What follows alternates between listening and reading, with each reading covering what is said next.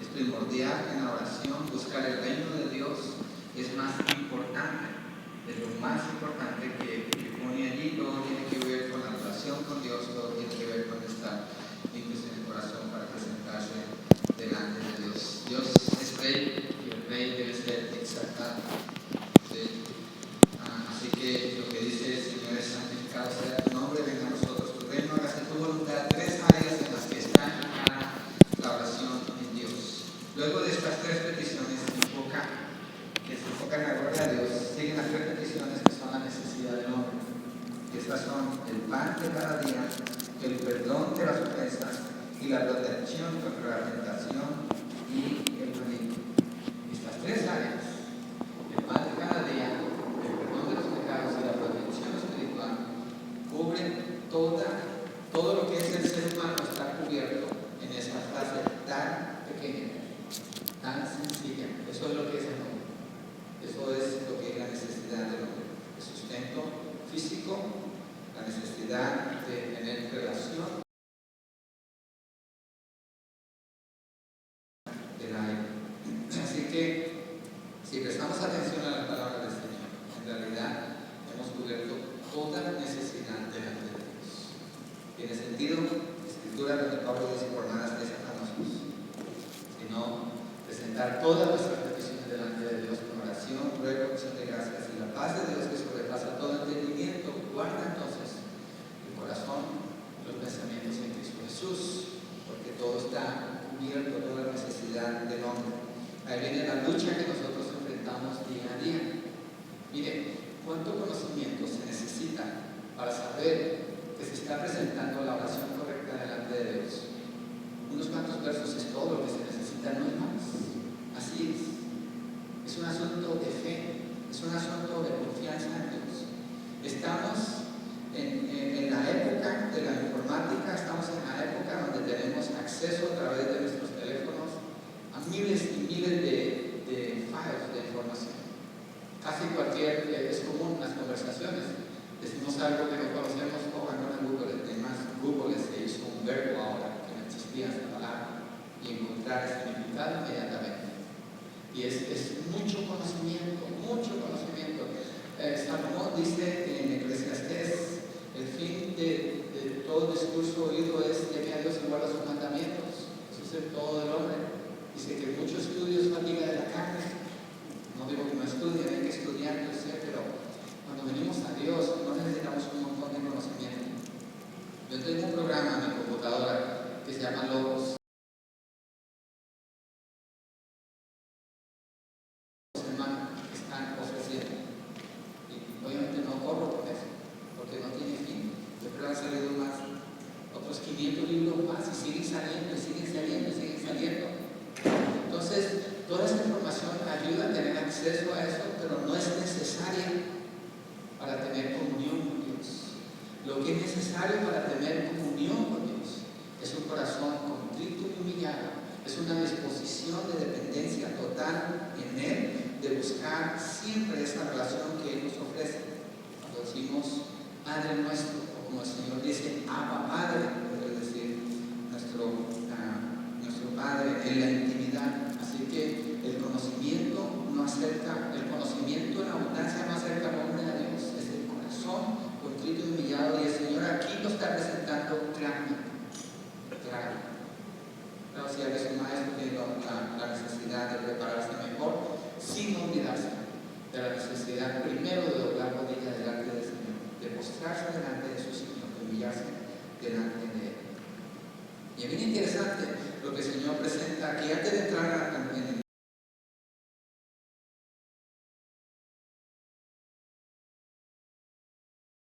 y el problema que puede salir allí es que Efesios 2, 5 al 6, Romanos 8:30 afirma que somos herederos con Cristo, glorificados, santificados, bendecidos con toda bendición espiritual, con Cristo Jesús en los lugares celestiales. Entonces, ¿por qué estamos pidiendo si ya el Señor nos bendijo con toda bendición espiritual en los lugares celestiales? Porque posicionalmente es lo que Dios nos ha dado, es decir, es garantizado, eso lo tenemos. Es para nosotros, somos herederos, pero la herencia no la tenemos aquí y ahora. Por eso tenemos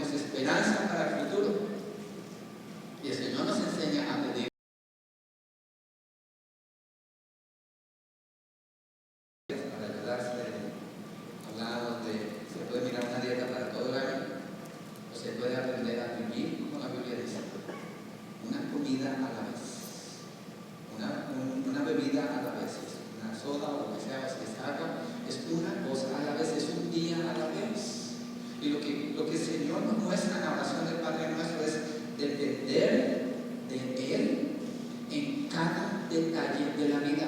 No asumir como se puede asumir, hice mi oración en la mañana, hice mi lectura en la mañana, ahora puedo hacer como yo quiero.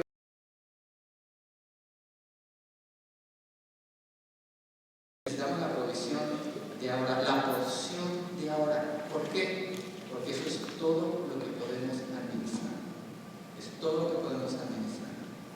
Usted no puede hacer nada por el día de ayer, ya se fue. Y no puede hacer nada por el día de mañana porque no sabemos qué va a suceder. Pero hoy tenemos una responsabilidad ante Dios de administrar lo que Él nos ha dado. Y por eso vamos en oración, como le enseña, danos hoy nuestro pan de cada día. Y eso marca la diferencia, bien marcada. Y exige. Pero la persona que ama al Señor entiende que el dueño es Dios, no Él o Él. Entiende que el proveedor es Dios, no Él o Él. Y entiende que necesita depender del Señor y por todo le da gracias al Señor. Lo que Pablo habla cuando habla de estar lleno del Espíritu. Hay una gran diferencia. Igual Dios provee la lluvia, el sol, el aire. Pero ¿quiénes le dan gracias a Dios por eso? ¿Quiénes glorifican a Dios por eso? Los que se mantienen en esa relación de dependencia continua en el Señor, como nos enseña la palabra. El que no cree en Dios, lo opuesto de esto, piensa que puede manipular a Dios, piensa que puede aprenderse a hacer las oraciones como muchos hacen, repiten esta oración y piensan que con eso ya torcieron el brazo de Dios para que le vaya bien ese día. No hay tal cosa, no hay tal cosa. Hay religiones cristianas o iglesias cristianas, entre comillas, donde se declaran como somos hijos del rey y vamos a de Dios un títere. Y no es lo que el Señor Jesucristo está enseñando. Aquí es lo opuesto, exactamente lo opuesto. Entonces se asume que para hoy, para ahora, para allá, debo tener todo lo que proclamo. Porque para ellos Dios no es el rey. Dios es un genie. Como cuando se frota la lámpara de Aladino, y se pide el deseo para que suceda, así se usa la oración. Por eso no me gusta decir que en la oración hay poder, porque contiene bendecirnos y Él quiere bendecirnos. La otra pregunta también sería, ¿por qué orar? Acabo de ya decretó todas las cosas que van a suceder, lo veíamos en la clase esta mañana, porque Dios decretó usar su oración para bendecirle a usted. Así que usted tiene que clamar por esa necesidad que tiene, esperar y confiar en Dios, persistir en la oración, como hablábamos en la oración de Jacob. Es un proceso continuo delante de Dios, de clamar, de esperar, de creer. Eso es dependencia en Dios. Cuando se para de orar, se para de depender de Dios. Un creyente, y a través de la contestada oración Dios manifiesta mucho de su misericordia, de su fidelidad, y Él es adorar al hacerlo. Vamos ahora al verso 12, regresemos ahí donde tenemos que continuar hoy. 12 hasta el 15. Perdónanos nuestras deudas, como también nosotros perdonamos a nuestros deudores, y no nos metas en tentación, mas líbranos del mal, porque tuyo es el reino, el poder y la gloria, por todos los siglos. Amén. Porque si perdonáis a los hombres sus ofensas, os perdonará también a vosotros vuestro Padre Celestial. Mas si no perdonáis a los hombres sus ofensas, tampoco vuestro Padre os perdonará vuestras ofensas. Que vimos la semana pasada, nuestras deudas, es el término que usa Mateo. Lucas usa además la palabra en griego es amartía, que es pecado, pero usa la palabra en griego.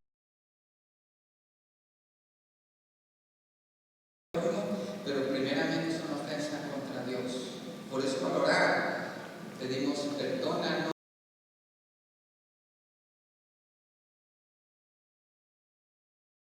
Dios, el hombre depende de Dios y es inferior. Nuestra necesidad de tratar con el pecado como algo que es insoportable, como algo que es incontenible, como algo que es sucio e inmundo. Dios abiertamente nos deja saber que odia el pecado, Dios rechaza el pecado, Dios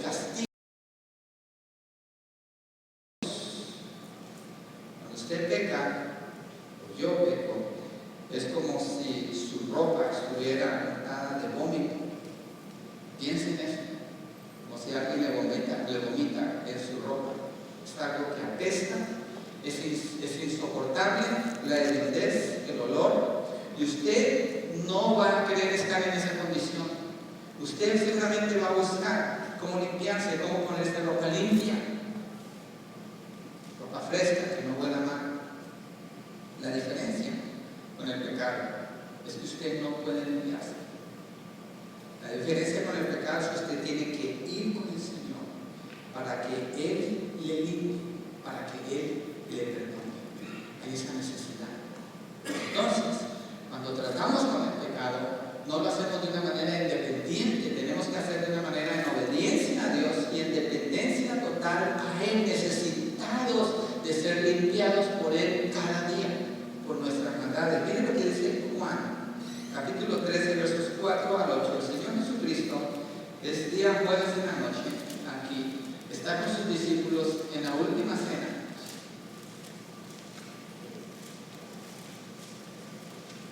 Versos 4 al 8 de Juan, capítulo 13. Toman la última cena, el Señor se levanta en el verso 4.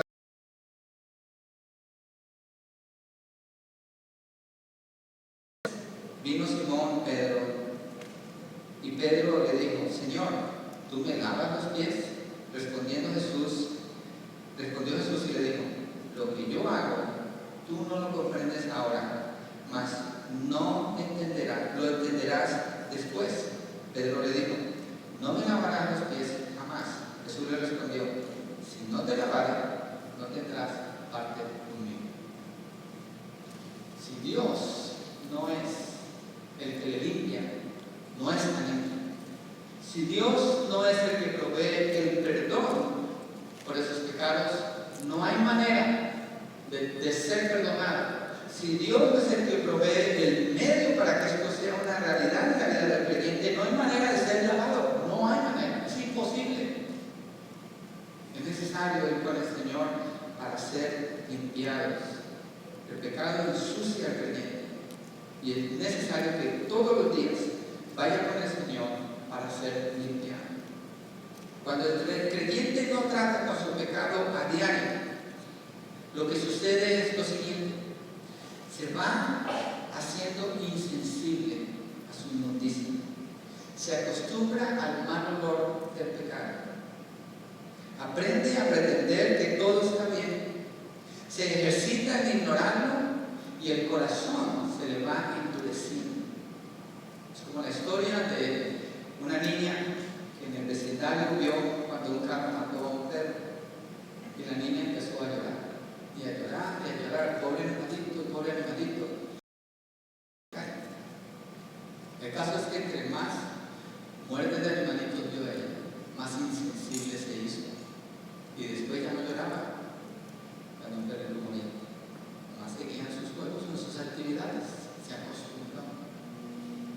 Yo a propósito, cuando veo películas con mis hijos y muestran algo, no necesariamente un acto sexual, pero que tiene una connotación sexual, inmediatamente, a propósito, siempre hago un comentario negativo contra eso, siempre, porque no quiero que en mi casa nos acostumbremos a mirar el pecado y no decir nada frente a eso.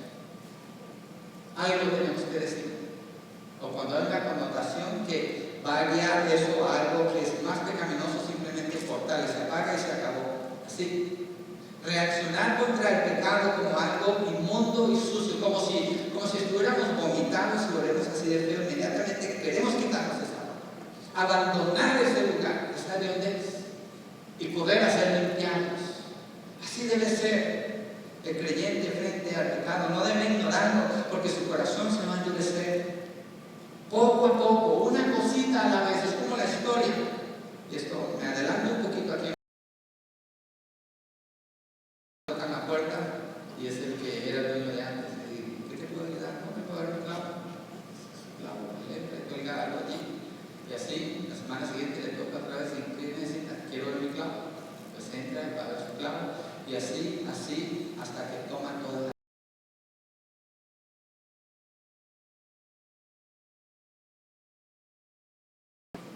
Y otro pecado va a venir. Es como, piensen esto, como cuando alguien dice una mentira. mentira nada más. Cubre algo. Y después tiene que decir otra mentira para cubrir esa mentira y después otra para cubrir esa y se va haciendo más y más y más grande.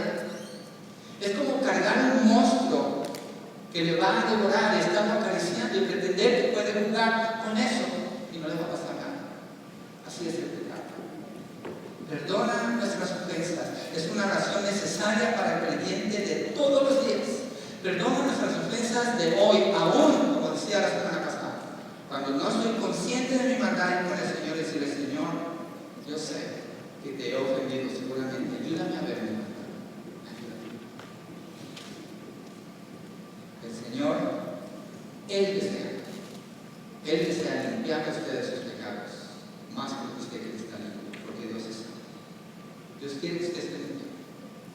Él le ama, y Dios le ama sin ninguna condición. No hay condición para que Dios le ame.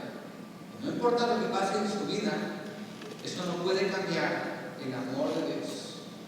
Dios no lo va a amar más, no le va a amar menos, ni le va a dejar de amar. Dios le ama de una manera perfecta. Y en su amor como Padre fiel, Dios le va a ayudar para que usted no prospere en su maldad. Esa es una oración que el creyente debe adoptar. Y yo, meditando en esto, perdona nuestras ofensas. Le digo mucho al Señor: Señor, no dejes que yo prospere en mi maldad, no me dejes prosperar en mi pecado. Lo peor que le puede suceder a un creyente es que Dios lo abandone en su pecado. Y yo creo que no pasa, porque Dios es fiel. Dios le va a disciplinar. Y Dios azota a los que aman. Es mejor arrepentirse sin ser disciplinado, porque a veces es necesaria la disciplina. Pero de igual manera, los hijos de Dios no pueden prosperar en sus pecados. Es una vida bien miserable para el que conoce la verdad y el amor de Dios y no se arrepiente pronto de su maldad. El momento del arrepentimiento es todos los días. El momento del arrepentimiento es cuando sucede ese pecado. El momento del arrepentimiento para el hombre con sus ojos es cuando sabe que esa mirada se fue sin ir pureza en el corazón. En ese momento no tiene que esperar. Cuando se presta oído a algo que es pecaminoso, en ese momento hay que correr con el Señor. Cuando se hace algo, se deja de hacer algo que Dios demanda del creyente. En ese momento hay que correr a pedir perdón con el Señor. Así que la oración del Padre Nuestro, que el Señor dice: ve y entra en tu aposento, la puerta cerrada, en el closet, a solas, en secreto. Yo no creo que el Señor está hablando meramente de algo físico, donde si no estoy encerrado en mi closet, entonces no vale mi oración. Donde quiera que yo esté, en lo secreto de mi corazón, yo estoy en la presencia del Señor. Igual su oración puede ser continua. No se trata de vivir acusado y acosado, pero se trata de ser realista y de ser fuerte. Mis niños estaban pequeños y nos sentamos y estaban maldiciendo y maldiciendo. Fuimos a la tienda y le dije: ¿cómo puedes dejar que los niños vean esta película? Dice: ¿cuál? De la que tenías en tu casa en el televisor. ¿Y qué tiene de malo? Están maldiciendo. Digo: no me di cuenta. Le dije: ese es tu problema, que lo has visto tantas veces que puedes maldecir y blasfemar en tu cara que ya no te das cuenta. Te acostumbraste al pecado. No hay razón para acostumbrarse al pecado. Hay razón para buscar la santidad, buscar a Dios, que nos limpie. El pecado es como tener una mosca en el mismo cuarto que usted está.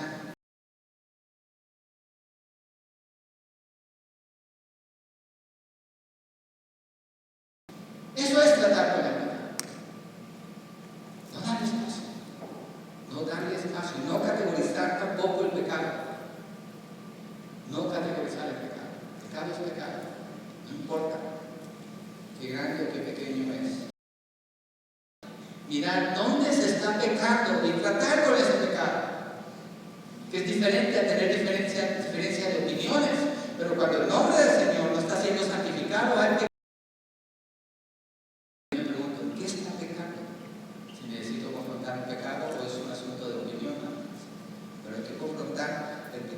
usted no mata al pecado, el pecado le va a matar a usted. El pecado es su enemigo mortal. Es movido por sus propios deseos de maldad. Es encendido por el mundo, el diablo y la carne, que le llaman seductoramente a deshonrar a Dios constantemente todos los días. El pecado sabe bien cuando se prueba, pero luego permanece como algo amargo en el corazón. Se siente suave y liviano al pecar, pero produce una carga pesada sobre su corazón. Aparentemente alegra y satisface por el momento, pero eventualmente le carcome los huesos y le oscurece el corazón. Se ve inicialmente como algo luminoso y bonito, pero en realidad le hace ciego, hostil, amargado, de doble ánimo, egoísta, orgulloso, pendenciero y malicioso. Es como una podredumbre en el corazón. El pecado es el problema principal del hombre. Por tanto, es su necesidad primordial tratar con el pecado. El creyente ha sido declarado inocente por la sangre derramada en la cruz por Cristo Jesús, de todos sus pecados, para ser juzgado por Dios. Así que cuando ora, perdona nuestras ofensas, no va ante Dios como ir con un juez para ser juzgado, va ante Dios como su padre, como cuando un padre perdona a su hijo. Nadie puede amar tanto a sus hijos como usted. Y nadie puede entender esa relación que usted tiene con sus hijos como usted. Es lo que el Señor nos enseña. Padre nuestro, perdona nuestras ofensas. No va con un juez, va con un padre. Mantiene esta relación. Por eso puede odiar el pecado y la maldad, porque está en juego esta relación. Y no hay acusación cuando va delante del Señor. No hay acusación contra los hijos de Dios. Romanos 8, 33 a 34 dice que nada nos puede separar del amor de Dios. Veamos, Romanos 8, 33 a 34. Para entender lo del perdón delante de Dios, pedir perdón delante de Dios. No vamos con un juez, vamos con un padre.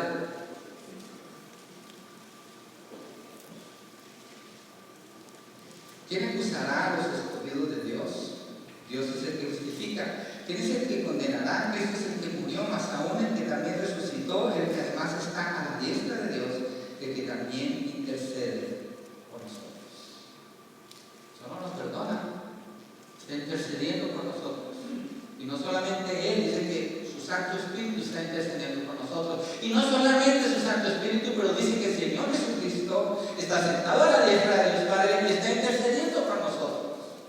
Entonces, no pedir perdón es algo atroz, es algo horrible, es algo inconsiderable para un creyente. Más bien la norma es pedir perdón. El crimen, no el castigo. Dios nos ofrece no la acusación, Dios nos ofrece no el juicio, Dios nos ofrece el perdón. Dios nos ofrece el perdón. Y espera que vayamos pidiendo perdón. Claro, hay consecuencias. Usted peca, va con el Señor y le va a perdonar. Pero cuando usted pecó, usted desató una cadena de consecuencias sobre su vida, sobre las personas que lo aman a usted, sobre su iglesia. No se puede desconectar una cosa de la otra. Por esa razón, si usted se fija en la oración, dice: Padre nuestro, perdónanos nuestras ofensas. Si yo peco, estoy ofendiendo al Señor, a mi esposa, a mis hijos, a mi iglesia. Hay una consecuencia. No lo puedo ver separado de allí. No puedo y no debo. Así lo enseña el Señor. Así debe verlo usted también. Es una cadena de consecuencias que se empiezan a desatar. Claro, Dios es soberano y puede usar todo eso para su gloria y honor.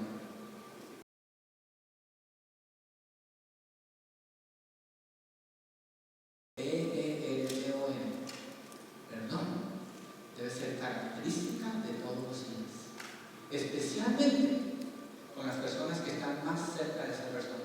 Si una persona no está pidiendo perdón seguido en su casa, esa persona está oscurecida y endurecida en su corazón. Y tiene un problema serio de orgullo, de mucha dureza en su corazón. Es necesario pedir perdón. La única manera de no pedir perdón es tal vez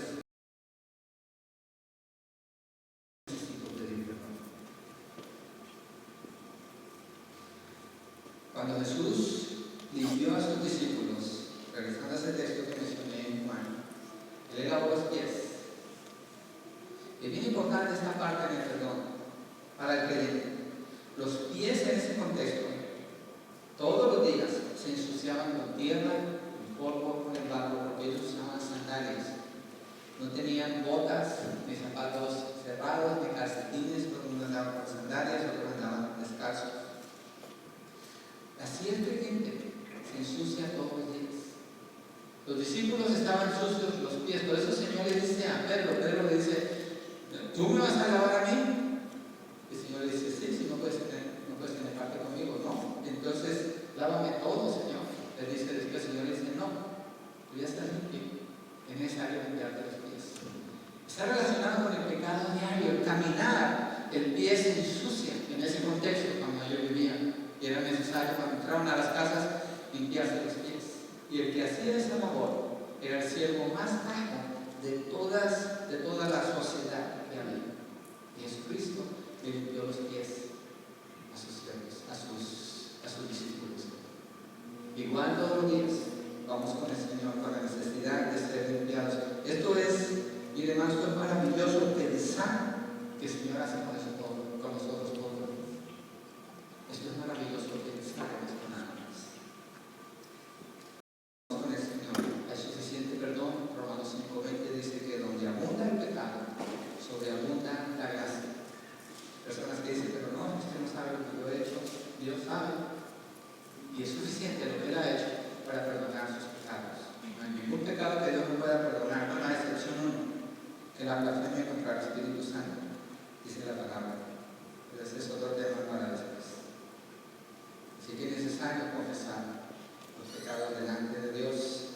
Si no hay confesión, no hay perdón. Es bien importante que usted diga su pecado delante de Dios. Es bien importante.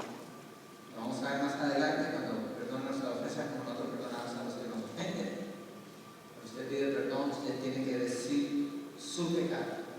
Delante de Dios usted confiesa su pecado, lo tiene que decir, dice confesar.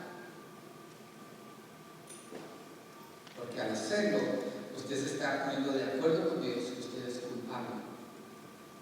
El único justo es Él, que usted ha roto su ley, que usted ha sido injusto, que usted ha sido malvado, que ha traicionado, que ha sido infiel, mentiroso, avaro, y esto no tiene parte con usted si usted es un hijo de Dios. Así tiene que presentarse la confesión delante del Señor. Proverbios 28:13 dice que el que no confiesa su pecado, su alma no puede prosperar. No hay prosperidad en el alma, la prosperidad que encuentra en el alma, si no se confiesa el pecado. Así que es necesario confesar los pecados.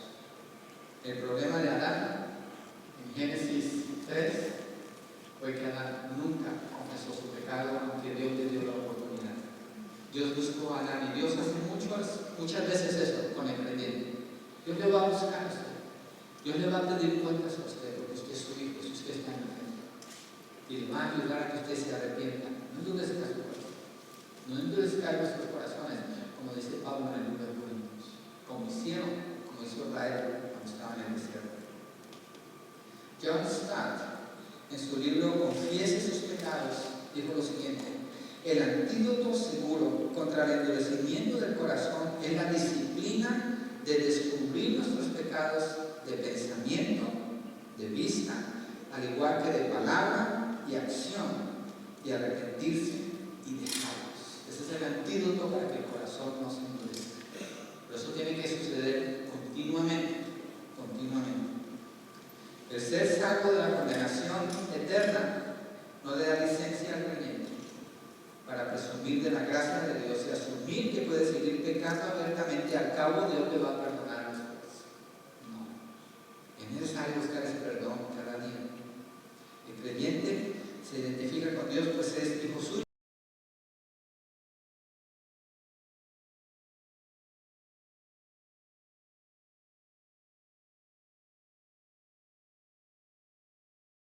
Ama al mundo que ha hecho semejante obra, semejante muestra de amor. Así que el creyente debe meditar constantemente en la cruz. Es más, esta oración cuando oramos, Padre nuestro, yo cuando empiezo a orar así en la mañana, tengo que pensar están en el Señor Jesucristo, porque nadie viene al Padre si no es a través del Hijo. Y eso fue posible porque el Hijo murió en la cruz para perdonar nuestros pecados. Entonces, diario yo necesito meditar en eso para poder ver mi maldad y confesar del Señor.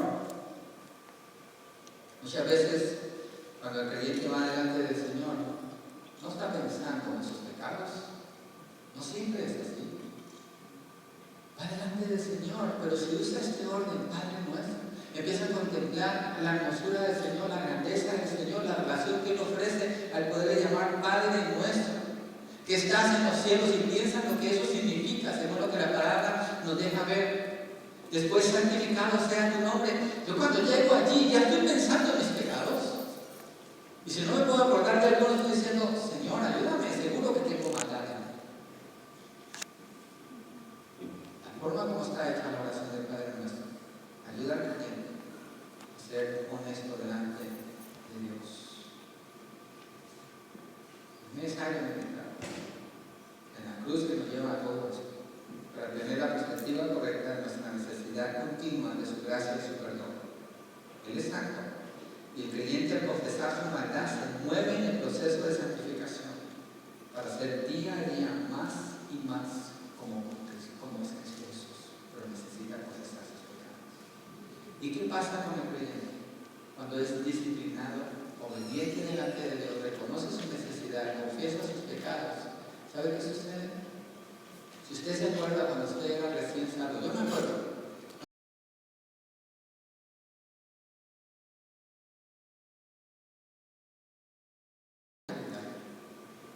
Y mientras empecé a aprender y aprender de la palabra, yo no estoy diciendo con esto que usted siga mi ejemplo, ese es un mal ejemplo. Pero lo que quiero decir es, yo no dejaba mi pecado, yo estaba pecando contra Dios al hacer eso, pero no lo podía entender. Y en la palabra, entre más conocía la palabra, empecé a leer y a leer y a leer, ya empecé a dejar esas cosas. Empecé a dejar eso que yo hacía. Y con los años, a usted le pasa, usted se acuerda lo que hacía recién convertido, usted ya no lo va a hacer. Usted se tomaba ciertas libertades que ahora ya no se las toma. Entre más tiempo conoce usted al Señor, menos tolerancia tiene en su corazón contra el pecado. Estoy hablando de su corazón, no estoy refiriendo a juzgar a otros. Porque así es, más se acerca al Señor, más se aleja del pecado. Llora su maldad y se presenta ante Dios, pobre en espíritu, llorando su pecado. El Señor dijo, bienaventurados los pobres en espíritu, porque de ellos es el reino de los cielos. Bienaventurados los que lloran, porque ellos recibirán consolación. La satisfacción más grande que experimenta un creyente la va a encontrar siempre en su relación con el Señor. La carga más grande y pesada que un creyente puede experimentar en su vida es tener un pecado de por medio entre él y el Señor. Usted sabe, su oración, algunos dicen la oración no llega ni al sí, no me gusta usar eso, pero si hay pecado no confesado, yo creo que nunca salió del corazón, más cerca todavía. El pecado se pone de por medio, pero el perdón de Dios es suficiente para perdonarle y limpiarle de toda maldad. Pedir perdón es una necesidad diaria, porque es necesario santificar el nombre de Dios a diario. Vamos a orar, era lo que tenía que decir en la semana entrante, vamos a hacer perdón al pueblo.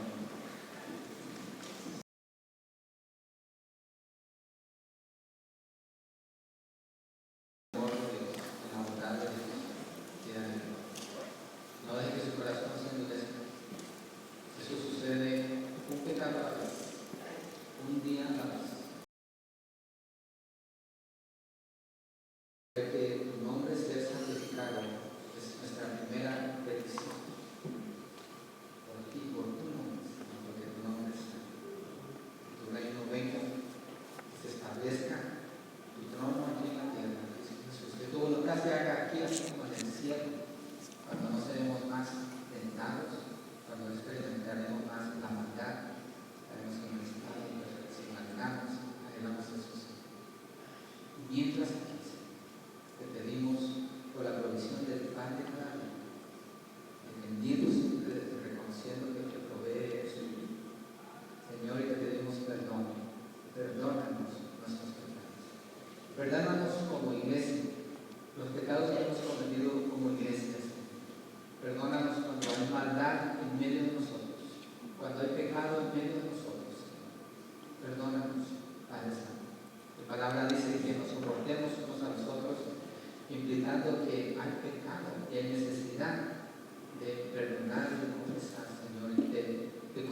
confesamos que hemos faltado delante de ti.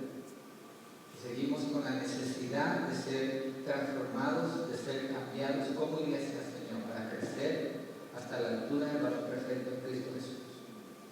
Perdónanos como individuos, Señor, a cada uno, los pecados que hemos cometido contra ti, tal vez demasiada internet, tal vez demasiada televisión, tal vez una negligencia con la palabra, con las escrituras, con la súplica delante de ti, tal vez una ocupación demasiado centrada en sí mismo. Tú sabes, Señor, hay tantas maneras de ofenderte. Perdónanos, Señor, ayúdanos a recordar que tiene un efecto no solo individual, pero afecta a la familia, afecta a la iglesia, es como una onda que se mueve.